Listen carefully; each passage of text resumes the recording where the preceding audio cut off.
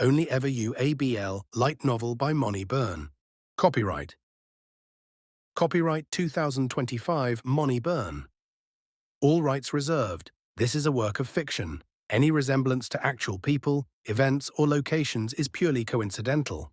No part of this publication may be reproduced or distributed in any form without prior written permission from the author. Content warning. This story contains Omegaverse themes, emotional tension, and scenes of intimacy. Reader discretion is advised. Synopsis.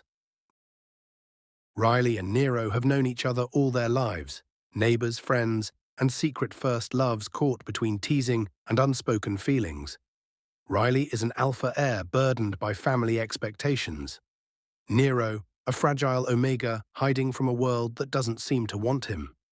Set against the backdrop of the Omegaverse, Only Ever You is a tender story of longing, heartbreak, and forbidden desire. When Niro falls into heat, their hidden emotions ignite. But society's rigid rules threaten to tear them apart before they can truly be together. In a world where love is complicated by status and tradition, can Riley and Niro find the courage to fight for the only thing that ever mattered? Each other. Chapter 1. Clashing Worlds. Riley, an alpha, is a year older than Niro, an Omega.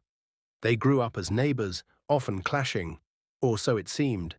Riley teased Niro constantly for his delicate, almost feminine appearance. Niro, sensitive about his looks, always felt inferior. He was small, 5 feet 6 inches, soft-featured and envious of Riley, who towered at 6 feet 2 inches and had the kind of presence everyone admired in an alpha. Despite the teasing, they were friends. But everything changed during the summer of their final year of high school.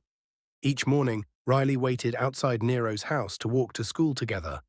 He pretended it was no big deal, but secretly it was the best part of his day. Watching Niro fumble through the front door, clumsy as always, made Riley's heart beat faster. For Niro, though, things were getting harder. Riley's fan club at school bullied him constantly.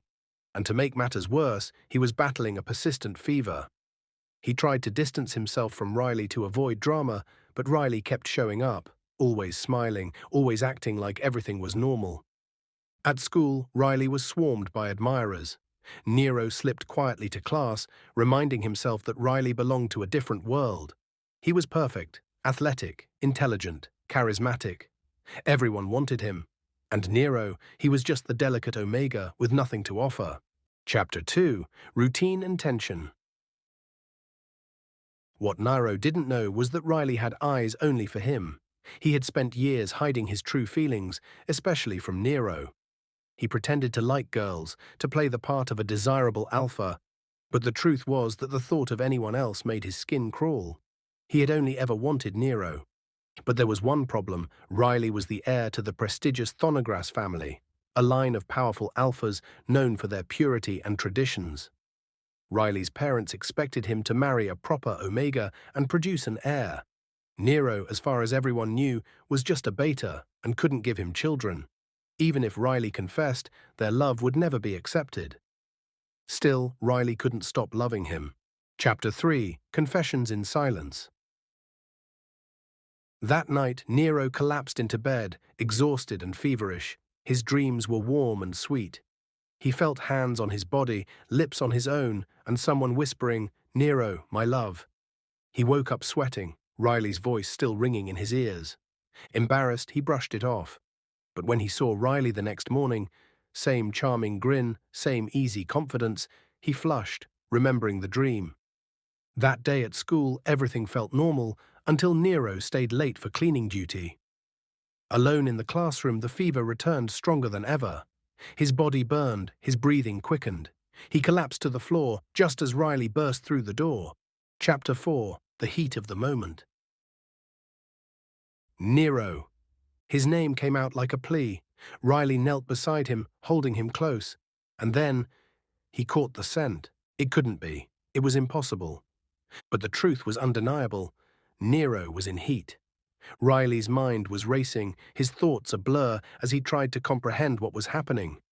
Niro, his Niro, the one he had loved for so long, the one he had almost resigned himself to losing, was in heat.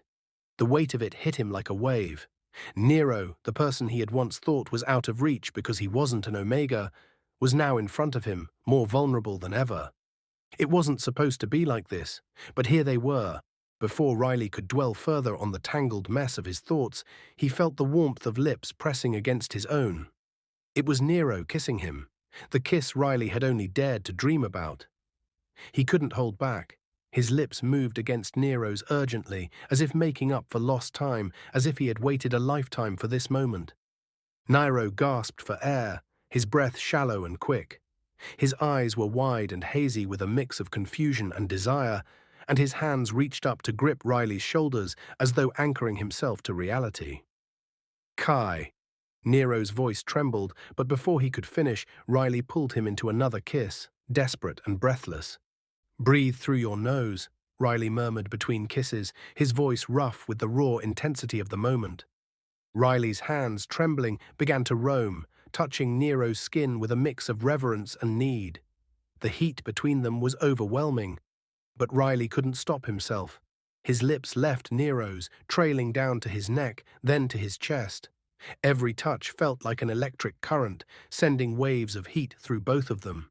Niro's fingers tangled in Riley's hair, pulling him closer, encouraging him without words.